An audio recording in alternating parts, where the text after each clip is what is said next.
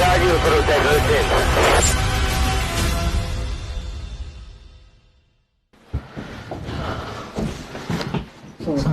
Бұл сары шағым бойынша келіп тұр. Айманова 20.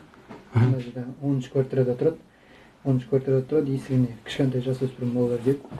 Есігін қағады. Ішінен бомбочка лақтырады екен, тесік қоятын кішкентай. Мен квартирада тұрамын. Жұмысқа кеткен кезінде 2 күн демаламын, 2 күн жұмыс істеймін. Кеше ана қақылдақ бар ғой, есіктің тесігінен өзі цементтелген еді да. Цементтен ашқан еді хозяйкадан сұрап. Сосын мен код отырған едім төбеде, 4-ші этажда бір тентек бала тұрады. Соған код отырған едім, кодты да ашып кетеді балдар. Сосын сенбесеңіздер көресіздер ғой, анадай краска деп сепкен, өткенде тақылдатқан жүгіріп шыға, қашып кетеді. Ана үлкен балдар, аняға кетті деп тұрады. Қоятын шығар дедім. Кеше пақылдақ атқан біреудің квартирасы жағып жіберсе, онысымен 2 қызым мен балам, бірақ ешкімге қосылмай телефонмен отырады.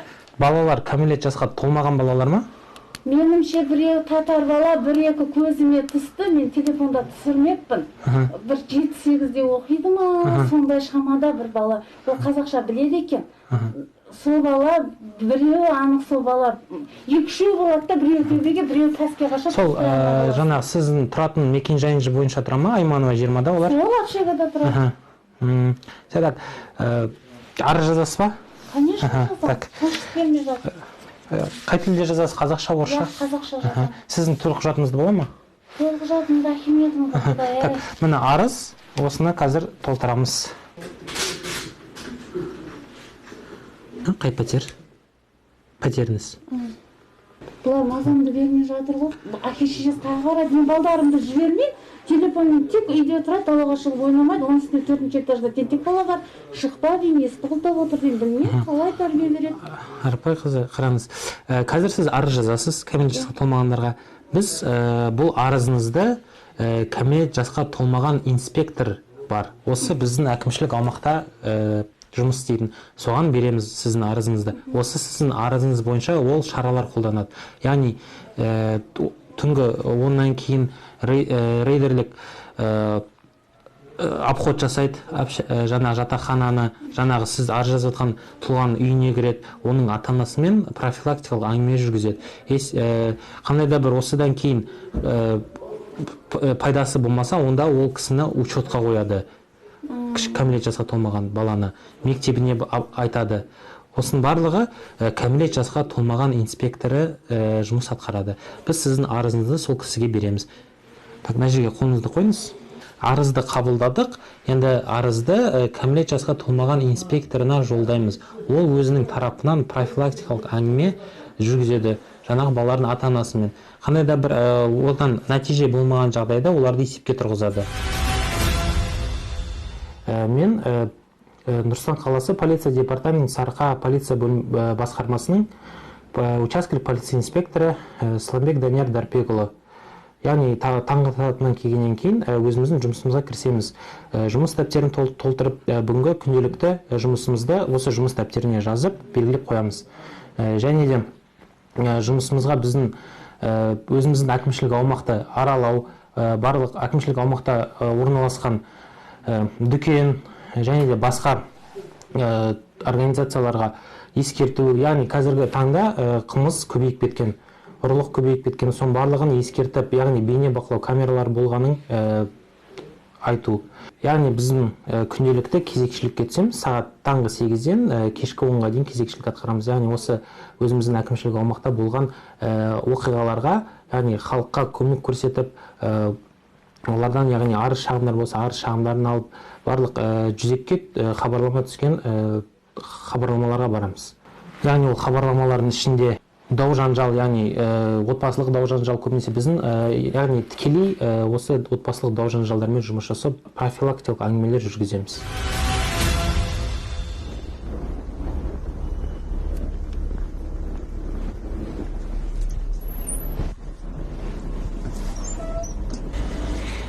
Саламатсыз ба? Учаскелік полиция инспекторы, аға лейтенант полиция Сламбек. Сіздің учаскелік инспекторы. Қазіргі таңда қылмыс көбейіп кеткеннен кейін біз барлық дүкендерді аралап, олармен профилактикалық әңгіме жүргізіп жатырмыз. Яғни сіздерде барлық бақылау камералары, жұмыс жасау керек. Және де алкогольдік өнімдер, яғни 30%-ден жоғары алкогольдік өнімдерді сағат кешкі 9-дан келесі күнгі сағат 12-ге дейін сатуға болмайды. Және де 30%-тен төмен алкогольдік өнімдерді сағат кешкі 23:00-ден келесі күнгі сағат 9-дан сатуға болмайтынын ескертемін сізге. Яғни қазіргі таңда барлық дүкендерде сақтық кнопкасы болады. Яғни құқық бұзушылықтар, яғни қылмыскерлер осы дүкенге келмеу үшін осы сақтық кнопкасын арнайы осы жерге орналастырылған. Келесі бұл жұмысымыз бөлімшеде есепте тұратын тұлғаларды тексеру, яғни осы дүкен 21-ші үйде бізде азамат тұрады, ол яғни қылмыстық кодекстің 99-шы бабымен сотталған болатын. Яғни олар айына түртіп тексеріп тұру керекпіз. Және де қазір біз соны тексеріп профилактикалық әңгіме жүргізуге келдік. Жалпы қалыңыз қалай? Ничего, все нормально. Жұмыс істеп жүрсіз бе? Да, обязательно. Білесіз ғой, ішімдік ішуге болмайды сізге, сағат 10-нан кейін үйде отыру керек сізге. Но я вообще алкоголь не употребляю, ни наркотики не употребляю. Да, поэтому дома нахожусь я всегда. Мен сізден түсініктеме алайын, бәрі жақсы екен. Сізді тексеріп кеттім.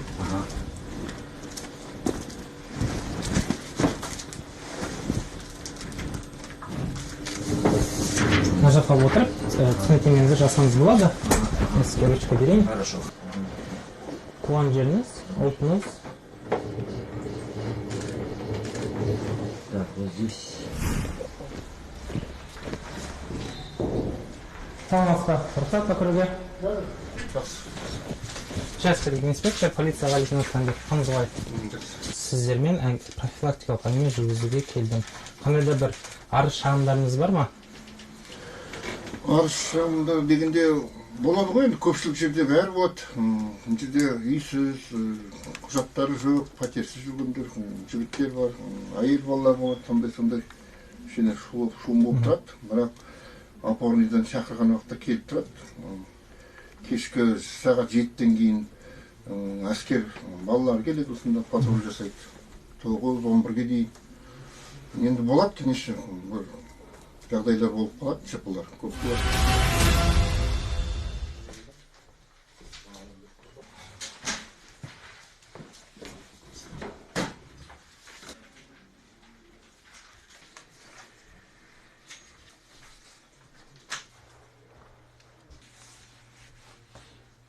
Қыс болғаннан кейін машинасын қалдырып кететін адамдар көп болады. Осылай қар тазалаған кезде де кедергі болады. Сол себептен машиналарды да мемлекеттік тіркеу нөмірін тексеріп, көлік иесіне хабарласып, көлікті алдырамыз.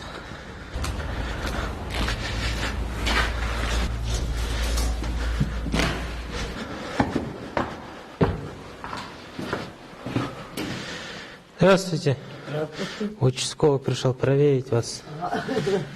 Как ваши дела? Нормально. Разрешите, войду?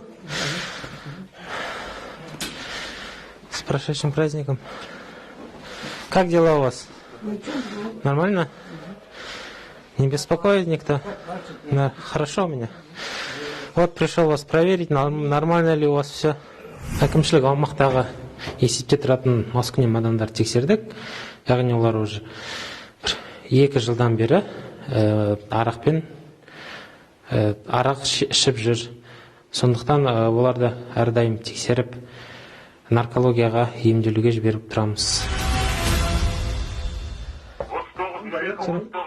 Это анау Айманова 20/1-дағы кімдер бар ғой? Маскүнемдер. Солай тексеріп кеттім. Қашан наркологияға жазып, қашан апарамыз, соцсервиске статусын. Ана кімді да жабу керек? Островский 71. Есігін жауып. Асқар, қазір деланы дұрыстау керек. Күпсуларын тып. Сен қарап жүрші, нарушениялар бар ма, жоқ па? Сен сяп со базадан тоже. Қазір 3-те апарамыз ғой делаларды. Хорошо.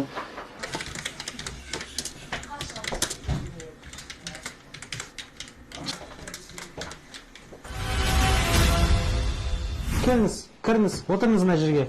Саламатсыз ба? Учаскелік полиция инспекторы, есімім Данияр. Есіміңіз қалай сіздің?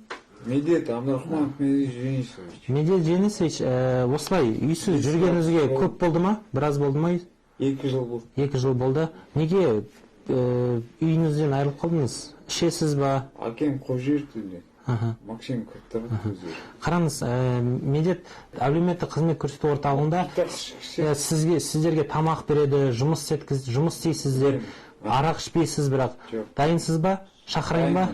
Шақырмақшы. Хорошо. Мына жерде күтіңіз, мен қазір әлеуметтік қызметкерлер шақырам, алып кетеді сізді. Өздеріңіз көргендей бізге үй жайы жоқ тұлғалар көп, өздері көмек сұрайды. Біз өз тарапымыздан оларға көмектесуге тырысамыз.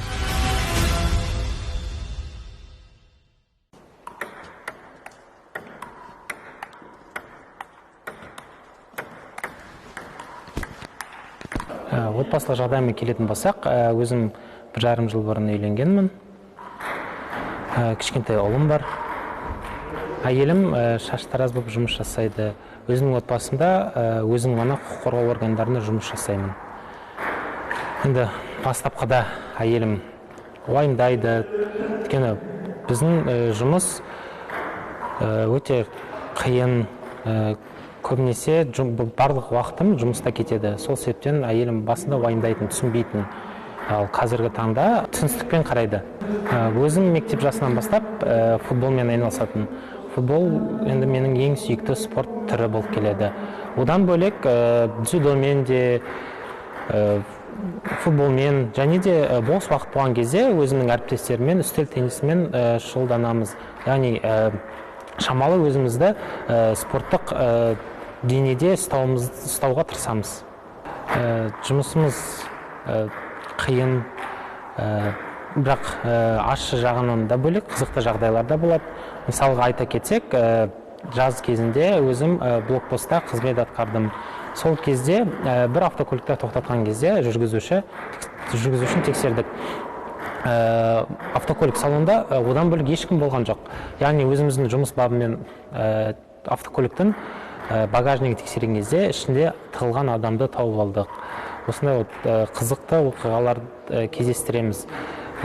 Ал қиын жағына келетін болсақ, енді қазіргі таңда ұрлық көп болады, отбасылық дау-жанжал көп, зорлық-зомбылық көп болады. Соның барлығын көргеннен кейін үйге барғанда оның жұмыста болған оқиғаларды, жұмыста болған психикалық бір күйзеліс болып кетеді. Оның барлығын жұмыста қалдырып, үйге жаңа адам болып баруға тырысамын.